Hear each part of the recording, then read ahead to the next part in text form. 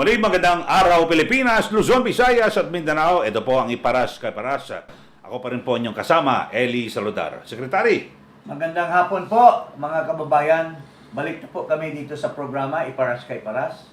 Alam namin po, hindi pa rin kayo nakabalik sa normal. Pahirap pa rin ng pahirap kayo dahil sa kabulustugan nitong panggobyerno ni Marcos. At ito naman po, Ado Paglinawan, na bumabati ng good afternoon sa inyong lahat. At siyempre, Secretary Jing Cado, alam niyo naman kapag ganyan ng kahirapan, marami sa ating mga kababayan umaasa na yung biglang yaman. At isa rito, siyempre, yung titingnan nila na baka sakali swertehin na tumama sa loto ng ating PCSO. Pero ngayon, merong may mga akusasyon. Yes. Bakit parang halos araw-araw may tumatama? Tama po yun. At Diba? matagal na natin naririnig yan na dito lamang sa administrasyon ni Marcos at under dito sa pangalan ay Mel Robles, na siya ngayon ang manager ng PCSO, ay todo-todo ang panalo ng maraming tao. Nawawalan tuloy ng thrill ang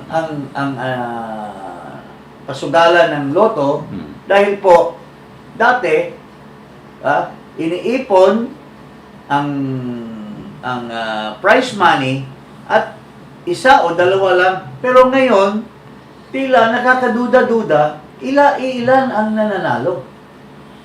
Kaya hindi po natitinag si Senator Pimentel dahil dito sa kanyang obligasyon na bilang senador natitingnan itong mga pangyayari. Kaya nagkaroon tuloy ng parang pagsusuri. Ito po, Pimentel 6 probe on PCSO's successive lotto winners. Pimentel 6 probe on PCSO successive lotto winners. Senate Minority Leader Pimentel, the mathematician, shared his confusion over the recent jackpot prizes being won consecutively. According to him, the chances of winning the lottery are 1 in every 8 million. 8 million. And that's just for a small number lotto combination. So, He said, it seems odd that there is a declared winner almost weekly. Nawawala yung encouragement na mamili ang tao in the hope na malaki ang mapapanalo. pero Secretary, yung kung talagang totoo sana na talagang lihitimo yung pagtama, Yung wala mga pong problema. Oo. Kaso dito, base mismo sa sinasabi ni Senator Coco Pimentel na isang mathematician at talagang yung probability ng of winning the lottery talagang napaka-slim, Secretary. Kaya di ba kahit sa Amerika nung nakaraan umabot nga ng $1 billion eh. Talagang Kaya kasi walang gayaan. Kaya nga ang concept diyan ay magsasapalaran talaga ang taong bayan. Whatever they save or whatever they earn, itataya nila in the hope that makaka-jackpot. Pero paano ka ngayon makaka-jackpot kung iilan sa inyo ang mag-share dahil sa maraming nananalo. At ang pinakamatindi rito, Secretary, yung iba na nagbabaka sakali na gumanda ang kanilang buhay dahil sa hirap ka ng buhay, 20 pesos itataya imbes na pabili ng kanilang pagkain. Yes. Tapos, dito, may mga pagdududa na, naku, baka may May dayaan. mga planted. Di May umano. mga planted na winners. Ito po, palabas natin uli yung further statement ni Senator Pimentel. Okay. Successive lotto winners baffle Pimentel. What's the probability of winning a game of chance with multi-million odds in successive weeks? Senate Minority Leader Aquilino Pimentel III on Monday raised this question as he noted that the jackpot prizes in the recent lotto draws of the Philippine Charity Sweepstakes Office had been won almost every week. At hindi lamang isa, dalawa. Minsan, marami pong nananalo ng the same number. There are games designed by mathematicians to be difficult to hit. When games with multi-million odds of hitting the jackpot are being hit frequently, then we better start asking questions. Pimentel said in an interview with Senate reporters. So kung talagang iisipin natin, napakahirap manalo sa loto. Pero, bakit linggo-linggo marami tumatama? Ngayon, Na dito, Sekretary, dito oh. sa Pilipinas, ang kaibahan kasi sa, alam ba, sa Amerika, sa Estados Unidos, kapag may nanalo, hindi tinatago, nililihim eh. Dito sa atin, wala, sabihin lang, ito, nanalo isang mangingisda galing dito sa Bicol. Wala, hindi mo alam kung sino eh. Yes. Pero pwedeng imbentohin, ha? Yes. Base sa mga aligasyon, Yes. Secretary. At dahil dyan, ay mayroong ni-reveal. Mayroong binulatlat na pangyayari. Itong vlogger na marami siyang source of information sa Malacanang, sa mga offices. Ito po, pakinggan natin itong vlogger na si Ginang Maharlika. Kung anong napupuna niya dito sa PCSO. Loto. PCSO. Kasi mukhang hindi tama ang nangyayari diyan at corruption has been prevailing in that office. Ito po si Ginang Maharlika. Kinwestiyon ang tunay na pakay ng pagbabiyahe patungong Germany ng dalawang opisyal ng Philippine Charity Sweepstakes Office. Ang pagdeposito ng mahalaking halaga ng pera ang sinasabing tunay na pakay ng dalawang opisyal na sabay na kumuha ng tiket patungong Germany. Milyon-milyong dolyar ang sinasabing ideposito ng dalawa.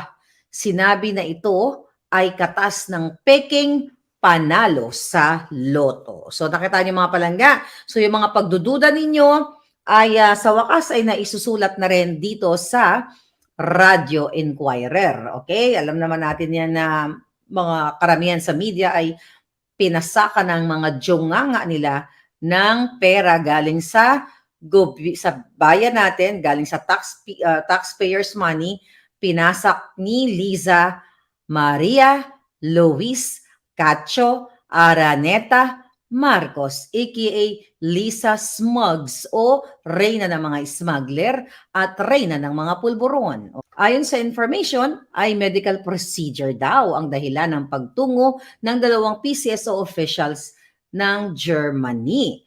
So sa ngayon ay pinagsusumikapan na ng mga opisyal ng ahensya na tumugon sa utos ng mga mambabatas na labis na nagdududa sa paglobo ng 340 million ng advertising fund ng PCSO. Ngayong taon, di ba, ng 2023, compare dun sa 19 million na advertising expenses ng PCSO noong 2022. Isa ding PCSO official ang hinihilot naman ang Department of Justice ang mga kaso na may kaugnay sa terorismo ng kanyang kaibigan na nasangkot din sa kasong sibil sa kagawaran. Okay, remember mga palangga, enough for that chika boom boom balita. Ipinaliwanag ni was that party list, nakalusugan party list na si Ray Reyes. Pinapaliwanag niya, di ba? Sabi niya, kay Mel, sa PCS na to, ipaliwanag niyo ito kung paano niyo ginastos o saan napunta itong 340 million. Bakit umabot ng ganon ang kanyang gastos? Kaya sabi ko, kasama ito sa inyo mga trolls. Pinagagastos niyo ba ito? Para pagtakpan yung kaletsya ninyo? Kasi imagine mo, more than 1,689%, almost 2,000%. Well, let's stick sa facts. 1,689, di ba? Yung ginastos nitong PCSO na to. Oh, di ba? Tapos magkano lang kinita? 938 million, wala pa nga 1 billion sa taong ito. Tapos last year, mas malaki ang kinita. Tapos katas pa ng Duterte, ano yun eh, Duterte administration. Kasi di ba? Nag-transition tayo. Di ba? Luging-lugi yung gobyerno. Saan napunta yung pera? Di ba? Ano yung mga kaletsyan, mga kajululan ng mga advertisement ni Langka na yan? Dahil si Lisa ang nag-uutos niyan. Si Lisa po lahat ang promotor dahil na-meet ko nga yang si Mel Robles noon sa HQ at doon sa mga celebration. Magkarugtong ang kanilang mga bituka ng mga ginayupak na yan para ang pera ninyo ay nakawin ng mga hayop na yan. So, mayroong nabalitaan itong vlogger na mayroong dalawang PCS officials na nagpatungo ng Germany. No? Germany.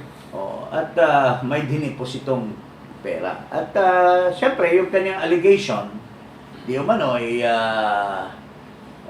ito ay nagdideposito. Kasi if you connect the fake winners as now being raised by Senator Pimentel, malamang na may kinikita itong mga opisyal ng PCSO di umano dito sa kabulastugan na ginagawa nila at the people's expense. Can you imagine? Ang taong bayan din ang napinsala because the people are the ones sustaining PCSO. Di ba? Nagtataya ang mga tao Directly yan. directly in the hope that they will make money. Manalo. Pag manalo sila. May compute yan kung anong mga numero, kung anong itataya nila. Dahil nagbaka sakali. Pero, dahil sa pagtataya ng mga tao, nagkakaroon ng income ang PCSO. At yung income na yan ay ibabalik sa taong bayan sa social services. Pero what's happening now according to Marlica? Nilulustay ang tao ng mga opisyal, ang pera ng taong bayan, 348 million ang expenses versus 980 million lamang ang kita. Grabe, no? Paano pa yan kung binayad pa yan ng mga winners na peke? Ano pang mapupunta sa mga social services? Pero dito, Secretary Jincado, no, maganda siguro para kung talagang pabubulaan nila na yung mga fake na mga nanalo, siguro panahon na para gayahin natin sa Amerika na kung sino nanalo, ipapublish natin. Publish. Para malaman natin, ito, si ganito nanalo. Pwede natin ma-check kung totoo ka ba nanalo. Tama po. Katulad sa Amerika, di ba, Secretary Jing? Yes. Tapos may option yung nanalo na hindi ibigay lahat ng yung panalo para at least paunti-unti. Oo, Safe din siya. oo. Para kayong safety. At saka safety, in the sense na hindi ma-hold up, hindi mahingian, o hindi ma-extort, and so on and so forth. Tsaka ang May pinaka- option pa nga doon na monthly yung payment mo.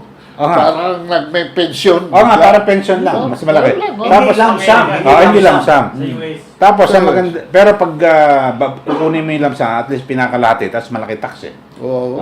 So, ito lang sa panahon ni Marcos. Sa panahon ni Duterte, you never heard anything about, Di ba, pinakamalaki na, may umabot pa ng 800 ganyan. million eh. Oo. Naiipon talaga. Of course, mayroong STL na iba naman ang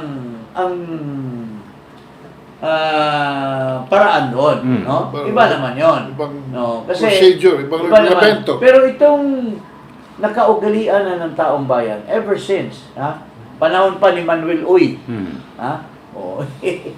ito talagang mga tao nakaabang talaga na baka sakali manalo. Tapos you steal that hope from the people because may inappoint kayo ng mga corrupt official dyan. Tanda. Sa Tanda ko yan. ehensya na yan. Tanda ko yan, Secretary. Manuel Uy. Ang nagwawagi ay hindi umaayaw. At ang umaayaw ay hindi nagwawagi. Ayun. Yes. Oo, yan. Oo, di ba? Bata pa tayo, na? So, yun po. At tila mayroon pang move ngayon na ipapalawakin pa itong pandaraya through digitalization. Gagawing e-loto. E-loto. Iloto. Hindi, lalo pang mapagtakpan ang mga kalukuhan dyan. Alam mo, Secretary sa Jing, digitalization. di ba, nung Duterte administration, pinatigil na yung isabong eh. So, parang ganitong gusto nilang gawin na pag e-loto, so kahit minoridad, pwede na tumaya. Kasi hindi naman monitor eh. Yeah. So, kahit sino. So, wala talagang sense of ito. Ang pinakamatindi pa dyan, Secretary, yung mga lotto outlets, may mga may mga empleyado. Tapos yung mga Pag nag-invest, nag-digitalize na, mawala yan. siyempre, kasi Oo. artificial intelligence na yan. Mawala na. Ha? O so, ano mangyari? Napaka matinding kabulastugan ito. Dahil lang, ang mga inappoint ay mga kaalipores, kasabwat, mga contributor ng campaign funds at binigyan ng kapalit in terms of appointment. So, what will happen to this country? Tapos, yung sinasabi ni Marlica, natuklasan na pupunta pa ng Germany, nagkukunyari na may sakit. As to who these people are, Senator Pimentel should really Dalawang empleyado, sabay nagkasakit. sabay nagkasakit. At sabay pupunta ng Germany. At nagdi-deposit daw lang pala ng loot na kinikita nila dyan, hindi umano dyan sa mga fake winners. Ha? So dito panahon na talagang kung sino nanalo, ilabas na yung pangalan kasi iba kasi dati takot sa hold up. Ngayon hindi ang nang-hold up ngayon gobyerno. Ino-hold up ninyo yung Kawawa yung mga mananaya. Alam mo, hold up talaga to in the real sense. Halimbawa, ako talaga yung tunay na winner. Kasi natsambahan ko yung ano. Tapos, yung the same number, gagawin mo ng maniobra na may 3, 4 na tao pa rin. Oo. Ang Mahati ka, no? mayroon ding So, hindi same ba? ticket. So, you're Kahati, just kahati, actually kahati. stealing the money that should have been Dapat won solo mo, no? by this guy. And that's ano, Digital na. unthinkable. Heinous. That's a heinous crime. Oo. So, ngayon, ito, sinong beneficiary nito? May sinasabi si Marlica na ang kasabwat daw nito, itong tinatawag niyang babaeng ahas. As to sino itong babaeng ahas, hindi natin alam. At isa daw yung matinding opisyal dyan sa Malacanang. Now, hindi lang PCSO ang nangyayari ngayon itong gobyerno na to. Ito naman, ang PAGCOR, Eli. Pagkor naman. Pagkol naman. During the time of Duterte, this was the advent of POGO. Marami pong na-issuehan ng mga legitimate licenses. They have made payments. They have made investments. Renovation of their building, renovation of their offices. Pero, itong mga gutom dito sa PAGCOR, biglang na-appoint, gusto na naman ipa-register ulit. Ito pakinggan natin. POGO's service providers have until September 17 to reapply for licenses. Reapply. Bakit magre-reapply, mga kababayan? Ay, basahin natin po ito. The Philippine Amusement and Gaming Corporation has introduced a new regulatory framework for offshore gaming operations in the country as part of intensified efforts to address illegal activities linked to the sector. In a statement, PAGCOR said under the new framework, all POGO licensees and service providers were declared under probationary status and were directed to reply until September 17, 2023. This was announced by PAGCOR Assistant Vice President for Offshore Gaming Licensing, Jessa Fernandez, during a Senate hearing on Wednesday, August 2, according to a gaming regulator. Mga kababayan, tingnan mo. Bakit lahat? Karamihan dyan, honest to goodness, are legitimate businessmen. They are legitimate operators. So, there must be a distinction between illegal and legal. Bakit lahata na? Para ba magre-raise ng pondo?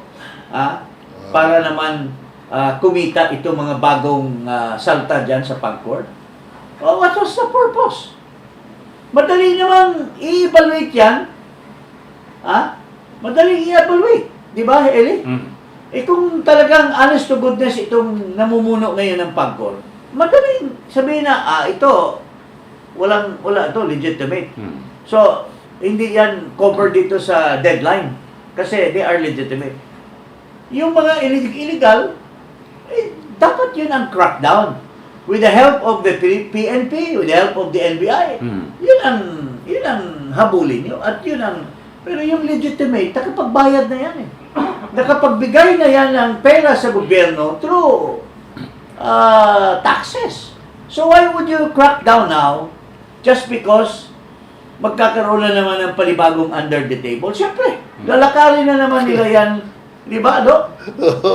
Malaking pera yan. At sino na naman? Si babaeng ahas na naman siguro ang kakampi nito, ditong bagong mga namumuno dyan sa pangko. Baka may mga tara na rin yan para doon sa taas.